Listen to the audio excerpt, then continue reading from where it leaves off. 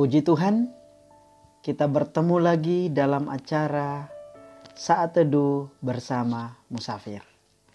Saat ini kita akan merenungkan satu tema, yaitu menjadi pribadi yang sukses. Sekali lagi akan menjadi tema kita di saat ini, menjadi pribadi yang sukses. Kejadian 50 ayat 18 sampai 21. Sahabat musafir yang dikasihi Tuhan, sukses artinya adalah berhasil menggapai tujuan.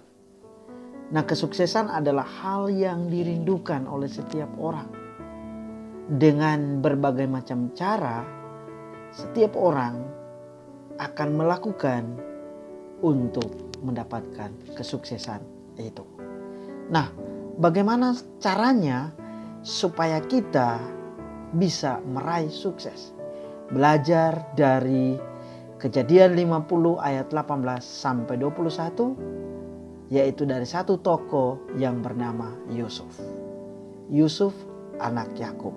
Nah, untuk kita dapat menjadi pribadi yang sukses, yang pertama yang harus kita lakukan adalah mari menempatkan Tuhan yang tertinggi dalam kehidupan kita. Sekali lagi, menempatkan Tuhan yang tertinggi dalam hidup kita. Artinya bahwa meletakkan pada posisi atau derajat yang paling prioritas, paling utama adalah Tuhan dalam kehidupan kita. Ayat 18 dan 19 dari Kejadian pasal 50 dikatakan, juga saudara-saudaranya datang sendiri dan sujud di depannya serta berkata, kami datang untuk menjadi budakmu. Tetapi Yusuf berkata kepada mereka, janganlah takut, sebab aku inikah pengganti Allah. Nah, konteksnya di sini sahabat musafir, setelah Yusuf bersama saudara-saudaranya menguburkan ayah mereka, sekarang mereka kembali ke Mesir untuk melanjutkan kehidupan. Nah, pada saat ini ketakutan langsung mencekam putra-putra Yusuf yang lebih tua. Kenapa? Karena mereka berpikir bahwa kini Yusuf akan menyerang mereka dan membalas dendam atas kesalahan mereka dahulu. Pertanyaannya, apa kesalahan mereka dahulu? Kesalahan mereka dahulu bisa kita lihat dalam kitab Kejadian 37 ayat 18, ayat 23, ayat 26 dan 28. Di mana ketika saudara-saudaranya tidak senang terhadap Yusuf, mereka berencana membunuh Yusuf. Dan mereka buktikan dalam perbuatan mereka. Ketika Yusuf datang menjumpai mereka, mengantarkan perbekalan makanan, mereka lihat dari jauh, mereka berencana membunuh dia. Sampai Yusuf kepada mereka, mereka pukul, mereka aniaya. Sesudah itu mereka buang ke dalam sumur. Sumur yang kosong, bayangkan. Dia jatuh ke sumur yang kosong itu pasti terluka-luka, sakit. Tapi dengan dibuang ke sumur, mereka berpikir tidak dapat keuntungan, tidak dapat uang. Lebih baik diangkat saja Yusuf dan dijual kepada orang musafir saat itu, atau dikatakan situ orang Midian yang lewat. Mereka jual Yusuf sehingga dapat keuntungan. Jadi Yusuf dijual ke Mesir pada saat itu. Nah, ini kejahatan saudara-saudara Yusuf yang membuat mereka takut. Kenapa? Karena konteksnya di sini Yusuf kan sebenarnya dia sudah menjadi penguasa, sudah menjadi orang yang hebat. Jadi mereka takut jangan-jangan Yusuf akan balas dendam terhadap mereka. Jadi mereka sujud di depan Yusuf dalam kesedihan, dalam penyesalan dan permohonan. Mereka memohon pengampunan dan kemurahan dari Yusuf. Dan apa tanggapan Yusuf di dalam ayat 18 dan 19? Yusuf berkata luar biasa di sana. Apa yang dia katakan?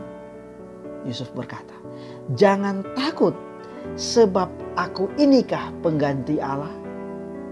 Dia bilang jangan takut. Kan saudara-saudaranya datang bersujud. Bagi orang-orang pada zaman mereka ketika bersujud, apalagi ini di Mesir, bersujud kepada seseorang itu dianggap menyembah dan menjadikan orang itu juga sebagai Tuhan. Itulah sebabnya Firaun dia pengen menjadi Tuhan, menyatakan diri seperti Tuhan. Jadi ketika saudara-saudara Yusuf itu sujud kepada Yusuf memohon pengampunan, sekalian mereka bersujud, itu seperti mau menganggap Yusuf bagaikan Tuhan juga. Nah itulah sebabnya Yusuf berkata, aku inikah pengganti Tuhan? Dalam arti lain dia mau berkata, jangan sujud menyembah saya. Saya ini bukan Tuhan. Yusuf masih ingat benar Allah Israel. Allah yang diajarkan oleh orang tuanya. Dia hanya takut kepada Allah Israel itu, Allah orang Ibrani itu. Jadi dia sadar diri, saya tidak layak untuk disembah. Saya sampai berhasil seperti ini, saya menjadi sukses seperti ini, menjadi penguasa di tanah Mesir, karena Allah adalah yang menjadi utama dalam hidup saya. Saya selalu menyembah Dia, memuliakan Dia, berserah sepenuhnya hidup saya kepada Dia. Jadi luar biasa di sini Yusuf menyatakan, aku ini bukan pengganti Allah. Jadi dalam nuansa lain Yusuf mau berkata, hanya Tuhan yang patut disembah dan dimuliakan. Dia menempatkan Tuhan yang tertinggi, yang prioritas dalam hidupnya. Dan inilah sikap yang dimiliki oleh Yusuf yang membuat dia diberkati Tuhan menjadi pribadi yang berhasil. Yang kedua, sahabat musafir yang dikasihi Tuhan, untuk menjadi pribadi yang sukses adalah mari kita harus mampu melihat kebaikan di balik kesulitan. Artinya bahwa mampu melihat manfaat yang baik di balik kesusahan, di balik penderitaan, kesukaran yang dialami. Dan inilah yang dilakukan Yusuf dalam kehidupannya.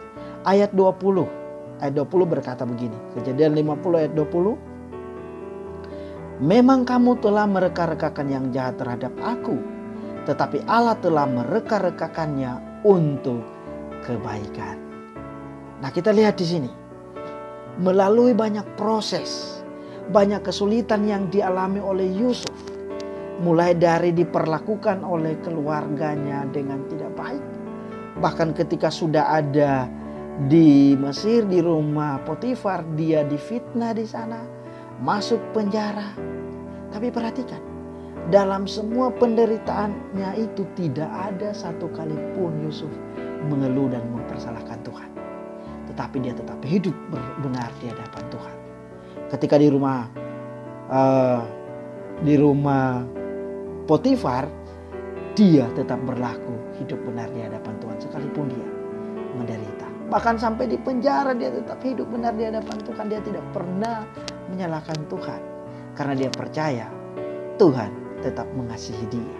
Itulah sebabnya karena dia diproses Tuhan dengan begitu banyak penderitaan dan dia tetap setia kepada Tuhan dengan cara Tuhan yang penuh keajaiban. Cara Tuhan yang tidak bisa diselami akal pikiran manusia. Tuhan memberkati Yusuf menjadi seorang penguasa di tanah Mesir. Bagaimana prosesnya? Pada saat itu, pada zaman mereka itu, hanya Yusuf satu-satunya yang diberikan karunia oleh Allah bisa menafsirkan mimpi. Dan cara Yusuf yang dibuat Tuhan sampai menjadi seorang yang sukses berhasil dalam hidupnya. Pasal 41 dari kitab Kejadian. Mimpi Firaun tidak dapat diartikan oleh para ahli di Mesir, tetapi dapat diartikan oleh Yusuf. Sehingga Yusuf diangkat menjadi penguasa kedua di tanah Mesir karena dia dapat memecahkan persoalan itu. Jadi yang menariknya di sini luar biasa. Dengan Yusuf tidak pernah mengeluh sama Tuhan. Dengan Yusuf sekalipun dalam penderitaan dia tidak bersungut-sungut, dia tetap berpasrah kepada Tuhan. Ternyata dia mampu melihat kebaikan di balik kesulitan yang dia alami.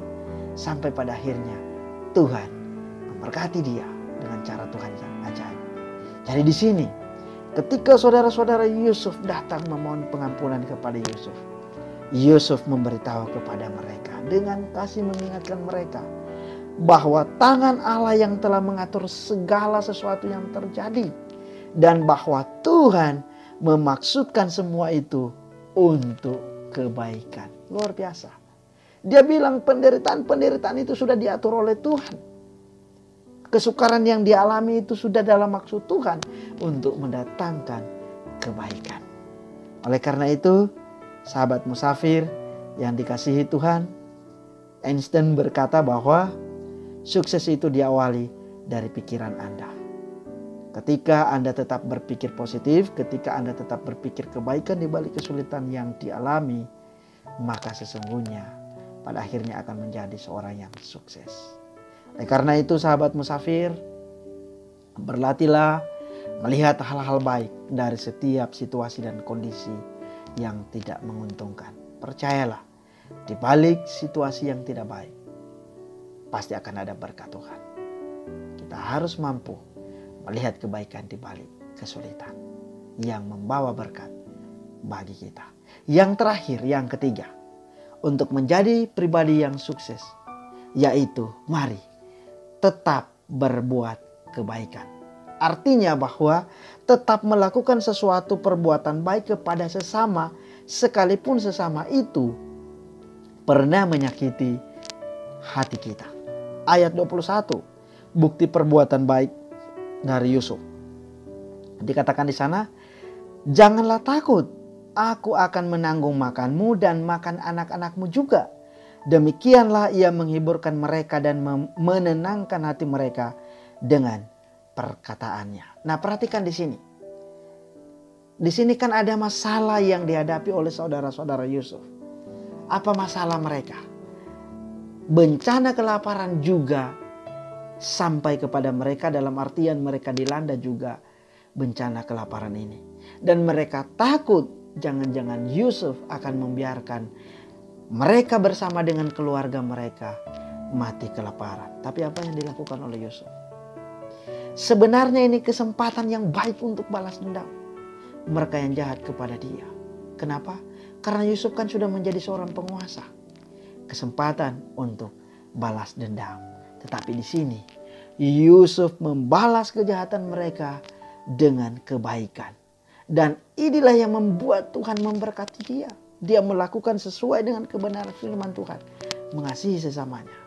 Membalas kejahatan dengan kebaikan. Dan di sini Yusuf meyakinkan saudara-saudaranya bahwa dia tetap mengasihi mereka dan berjanji akan memenuhi kebutuhan mereka pada hari-hari selanjutnya sepanjang masa kelaparan. Dan itu dibuktikan Yusuf dalam kehidupannya. Dia mengasihi saudara-saudaranya.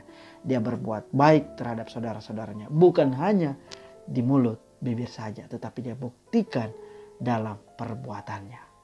Nah, inilah yang membuat Tuhan memperhatikan Yusuf dan menjadikan Yusuf seorang pribadi yang sukses, diberkati Tuhan. Luar biasa. Dan kalau kita memperhatikan dalam kisahnya Yusuf ketika menjadi pemimpin di Mesir, luar biasa. Pribadinya diberkati. Dia juga mendapat istri yang cakap, istri yang bijaksana. Bahkan karirnya diberkati, keluarganya diberkati. Bahkan dia sampai dapat melihat anak cucu cicitnya. Dia bisa melihat keturunan-keturunannya. Luar biasa. Tuhan memberkati dia dengan begitu hebat, menjadi pribadi yang sukses. Oleh karena itu, sahabat musafir yang dikasihi oleh Tuhan, ketika kita pengen menjadi pribadi yang sukses, mari kita menempatkan Tuhan yang tertinggi dalam hidup kita. Yang paling utama, kita andalkan Tuhan di segala aspek kehidupan kita. Apapun yang terjadi, andalkanlah Tuhan. Kedua, mari tetap mampu melihat kebaikan di balik kesulitan. Apapun proses yang kita alami, tetap bertahan dalam Tuhan dan percaya. Di balik dari proses penderitaan, kesukaran itu, ada berkat Tuhan yang menanti. Dan jangan lupa, tetaplah berbuat kebaikan terhadap setiap orang. Bahkan orang-orang yang pernah menyakiti kita. Kalau kita mampu melakukan ketiga hal ini, maka kita akan menerima berkat Tuhan yang melimpah seperti berkat Yusuf. Kita akan menjadi pribadi yang sukses dalam kehidupan kita. Tuhan memberkati. Mari berdoa. Terima kasih ya Tuhan untuk firman-Mu. Tolonglah kami supaya benar-benar dapat mengerti, memahaminya, terlebih Tuhan, mempraktikkan firman ini dalam kehidupan kami dari hari ke hari. Dalam nama Tuhan Yesus Kristus Juru Selamat kami berdoa. Amin.